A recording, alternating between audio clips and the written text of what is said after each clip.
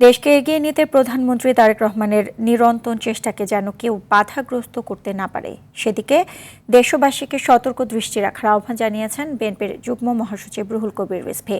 সকালে নয়াপল্টনে বিএনপির কেন্দ্রীয় কার্যালয়ে তিনি একথা জানান।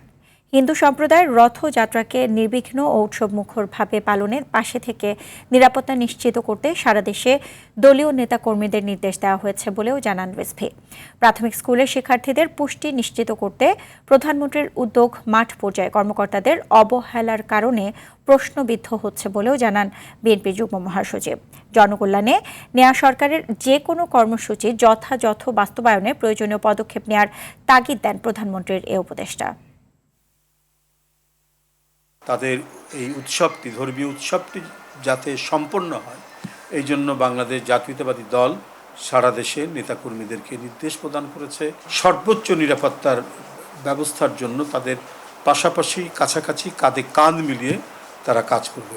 বাংলাদেশের দীর্ঘদিনের হাজার বছরের যে সাম্প্রদায়িক সম্প্রীতি, নির্বিঘ্নে নির্ভয়ে নিরাপত্তার সাথে নিজ নিজ ধর্ম পালন এবং তাদের যে ধর্মীয় উৎসব এটি পালন করে এসেছে, এই সুমহান ঐতিহ্যকে কেউ যাতে কলঙ্কিত না করতে পারে